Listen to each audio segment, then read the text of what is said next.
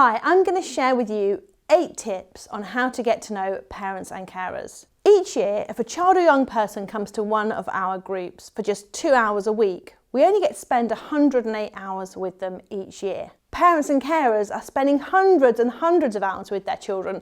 Hopefully, some of those they're asleep. But it means that parents and the carers are the ones that are going to have the biggest impact on their children and young people. So for us, making good relationships and building connections with them can have great benefits. So tip number 1, be consistent and be visible. Dropping a child off at a group can be really nerve-wracking for a parent. If you can make yourselves visible, maybe by having a team colour that everybody wears or a visible lanyard, it can let parents know who is in charge of the group. Be consistent with timing, let parents know if the venue changes or if there are new leaders. It just helps build trust and makes parents and carers feel at ease. Be consistent with timing, let parents know if the venue changes or if there are new leaders. It just helps build trust and makes parents and carers feel at ease. Tip number 2, get familiar.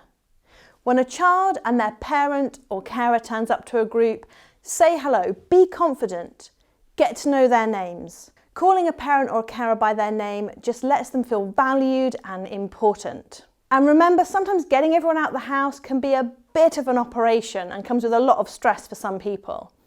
So welcome a family really warmly, even if they turn up late or they're a bit stressed or just don't appear to be in the best mood.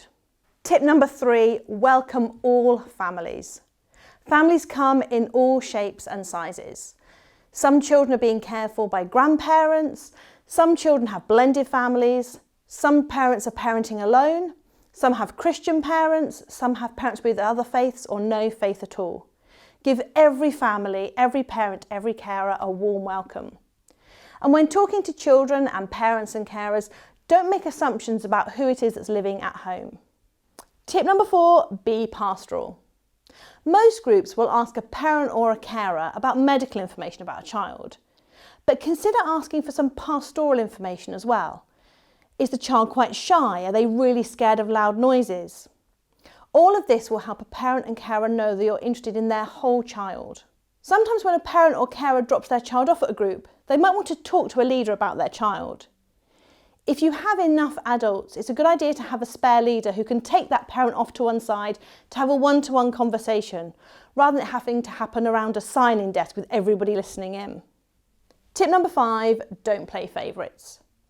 Children come with their own unique gifts and needs, and parenting comes with a lot of judgment from other people. Don't make a parent or carer feel that their child is a burden to the group because of their particular needs, but show that you are genuinely so pleased that their child or young person is there. If an issue with a child arises in a group, maybe they lost their temper, then when a parent comes to pick up, take them to one side to have that conversation rather than the earshot of everybody else. Give the child and the parent or carer the confidentiality and the dignity, and explain what happened without judgment.